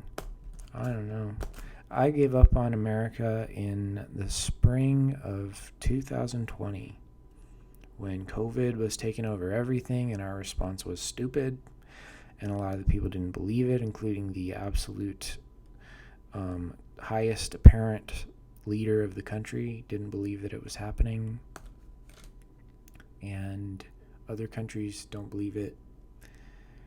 And even the people who do believe it, they have no sense of society and the machine of society. They think that we should just shut everything down and pretend that works. How does shutting everything down, how does the society survive when you shut everything down? Now, maybe it would work if you kept paying people, but you didn't, you bastards. So you kind of crippled the whole country, everyone in Washington during COVID. And you became so out of touch because you made it worse and failed to make it better. I don't know. There's just too many bad people. Too many corrupt people in the government. It's doomed because of that. Okay, deeper. I'm never going to stop talking. America's doomed for 1,000 reasons stacked on top of each other. Here's another one. Corruption. I mean, obviously. But corruption is such an understatement for what's happening in the United States. The Pentagon is Lockheed Martin and Raytheon and Boeing. Like, Like they're one. They're not even separate. They're one. It's a revolving door of leadership. People are going back and forth from being the leader of the Pentagon to the leader of Raytheon. Back and forth, back and forth. And if you can't see that that's bad, I don't know if I have the patience to convince you, because you're too far gone to not know that it's bad for the weapons merchants to be the government, to be the military. Oh, and did you notice? Trump told them to leave. To his credit, okay? He told them to leave these wars, and the military disobeyed him. The top generals disobeyed his orders. He is the commander-in-chief. It doesn't mean a damn thing anymore. The Pentagon is the weapons companies, and they're doing what they're doing not for any human reason. It is 100% for the making of more money for themselves. 100%. The oil companies are in on that too.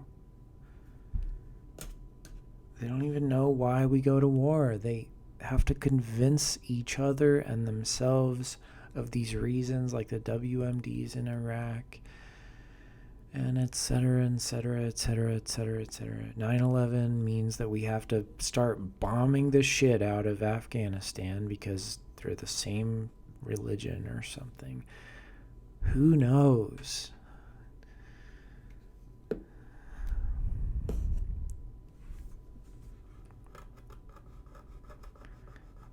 So corruption's an understatement. Yeah. The CIA, the FBI, the police, the military, the government, the Department of Defense, every single department of all of them is 100% owned, co-owned by the weapons companies and the oil companies and the pharmaceutical companies and the insurance companies. The evilest companies there are. It's not even like they're owned by, like, what is good? I mean, health is good, right? But it's not. Like, the health companies are evil. They charge people so much money for stupid little things. It's ridiculous.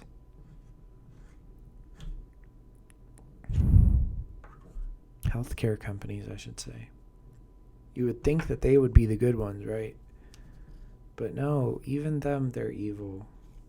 Because I don't think, it's just like with Domino's. The people who run the hospitals, the boards of directors of the hospital company, they don't even know what they're running. They're just like the guys at Domino's who don't know that they own a pizzeria.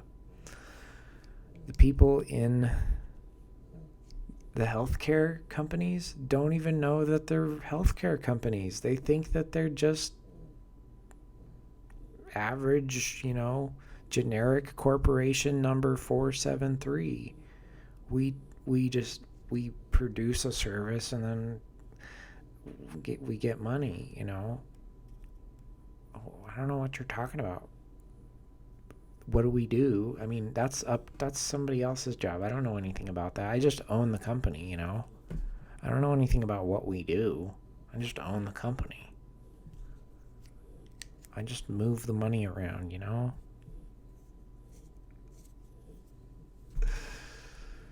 Oh. I swear, being smart is the most painful experience. Living a life as a smart person. Being not a basic person is painful, and it's painful in the mind to see you, to be conscious of you idiots, as you destroy this beautiful place, this beautiful world. I believe that the world is beautiful, and it's a miracle, and it's wonderful, and it's our mother and it's our children. Mother and father, I guess, if you want. It's our parents and it's our children at the same time. and we must love it so much, but we have destroyed it, and it's too late now. And most of the damage actually occurred before I was born, so it's not like I could have done anything. People just wanted to have children, and they didn't want to be educated. And they wanted money. The people who had money, they wanted more. The people who didn't have money, they didn't want to believe that they were slaves, and so they never questioned it. And eventually it got to the point where the people who were working, doing all the services of the society that we live in, are slaves who are literally starving, and they're working all their time away. They can't eat. They can't raise their kids. They can't take a break and relax. They don't even have vacations.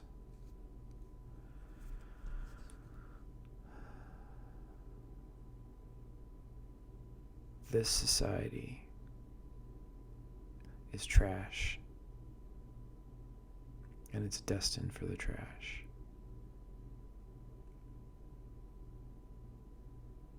And I live in it, and I don't know how to get out of it.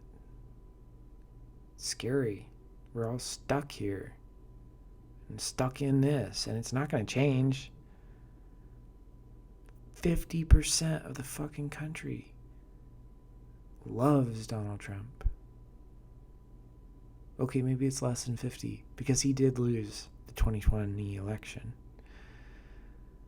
So it's less than 50. It's like 40, 48 or something.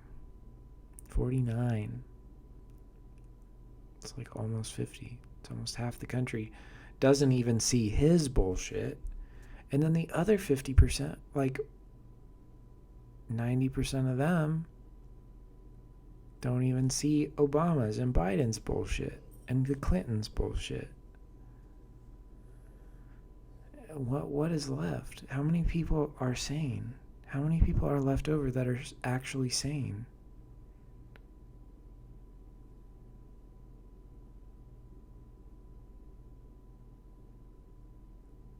Nobody even knows what's coming. Nobody's even looking ahead. All they're looking at is their wife's tits as they bang her. And their money go up in their bank accounts. Anybody who has power, everybody else, they're looking at their money not being in their bank accounts. They're looking at their eviction notice and their growling stomach and their children crying and their everything falling apart. That's what they're looking at. And the people at the top don't even see it. They don't see it because they don't live in that. They're rich. They live in a fucking mansion with heated floors in the bathrooms.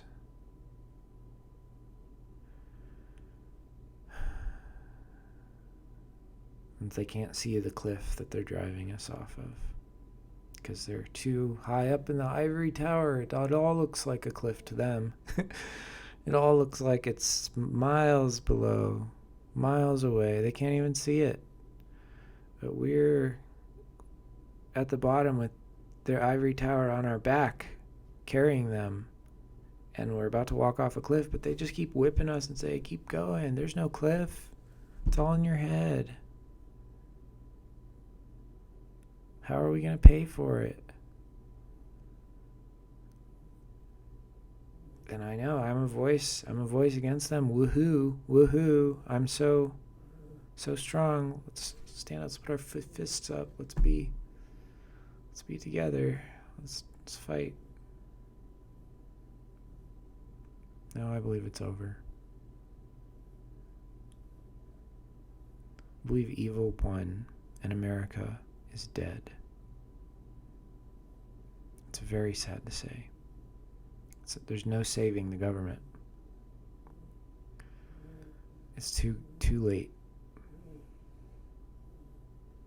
The government, you'd think, I'm going to become president and then change everything.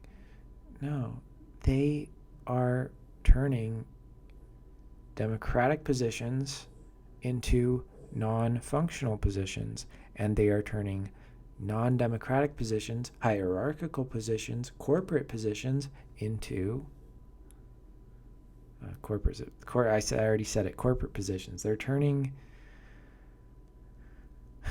all of our democratic elected officials into just aesthetics, and they're turning all of the people behind the scenes who weren't democratically elected, they're turning them into the real leaders behind the scenes. And you can call it the dark state or the deep state or the shadow government or whatever silly thing you want to call it.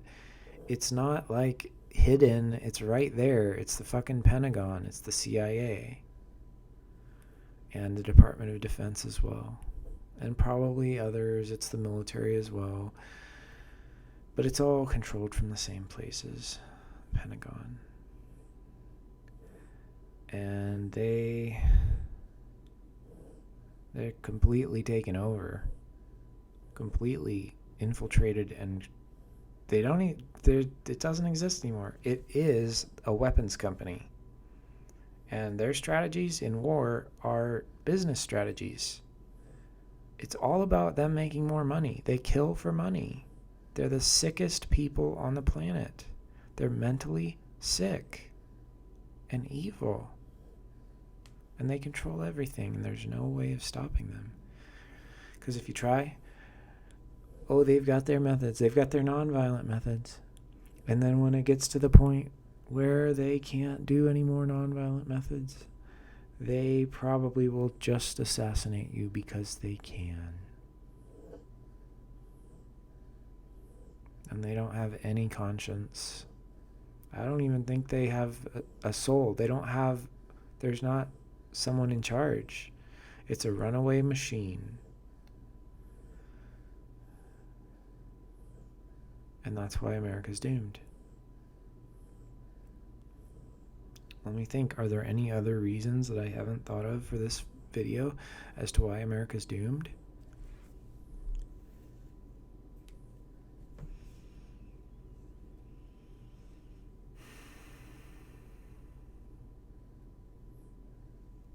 I feel like I kind of covered it all.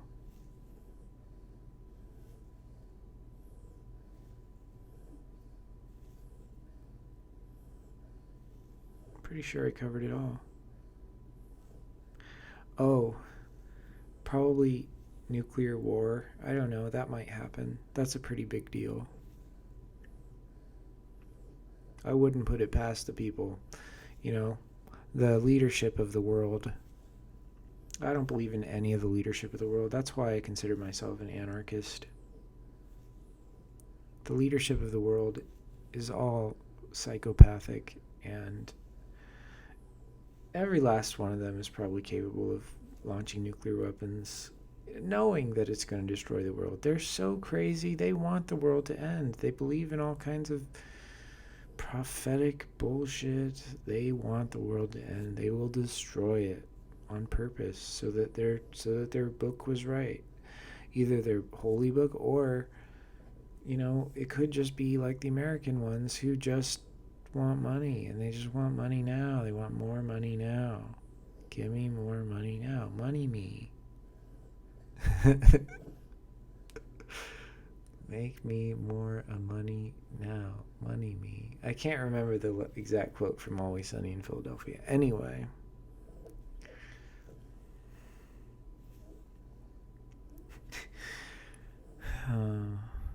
Yeah, nuclear war. I don't know. Yeah, I was just saying maybe another country would attack us, but who would do that? We're a military company. We're not even a country.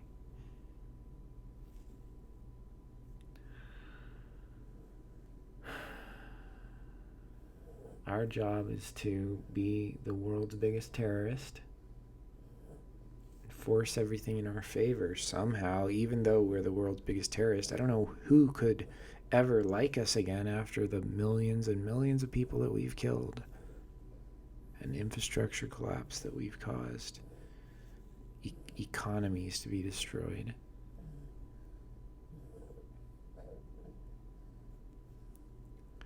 I wish the best for America. I want things to get better.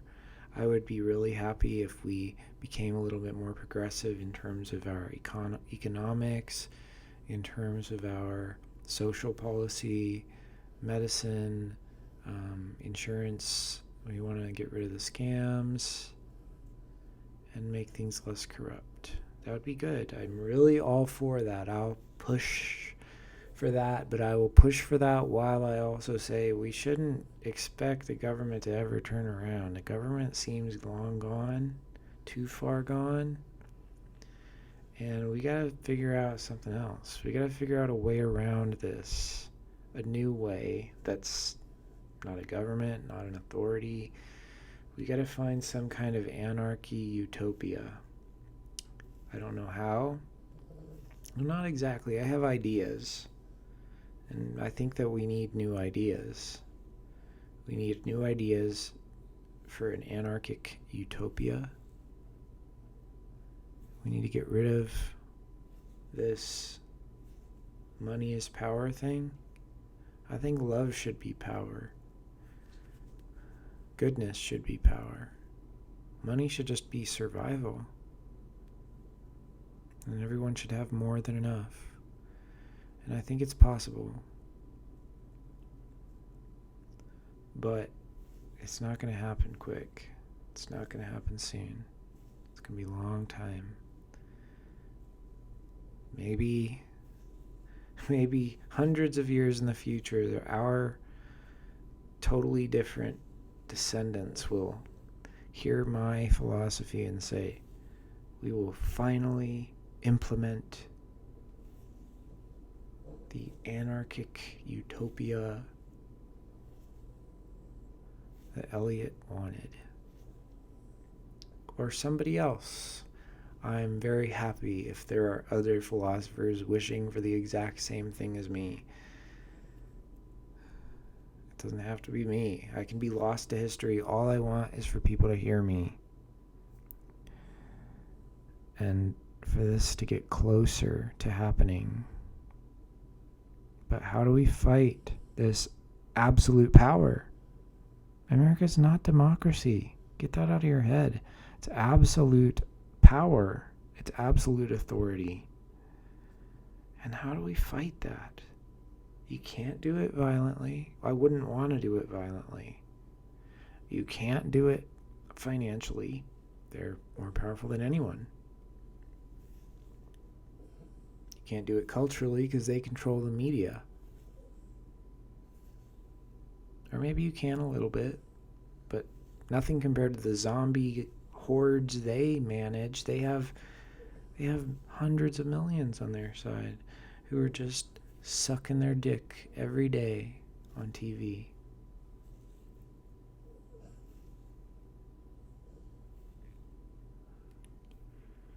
So I don't know. But I have my ideas, and I'm going to do what I'm going to do, and hopefully help.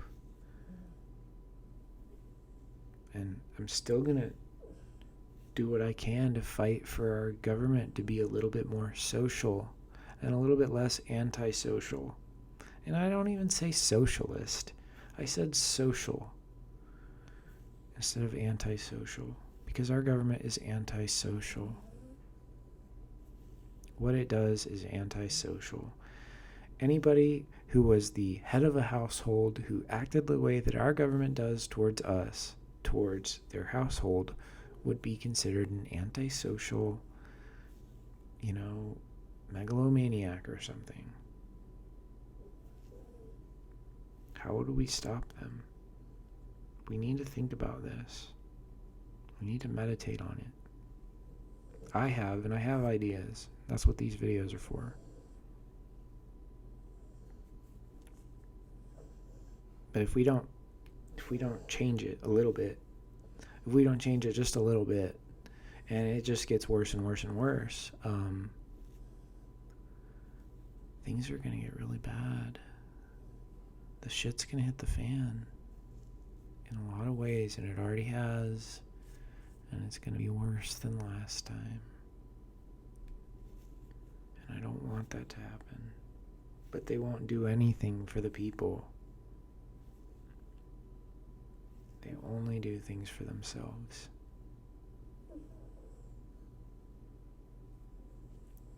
Fuck you, powerful people. All of you. All of you. I am superior to you. I know what good and evil are, and I'm not antisocial.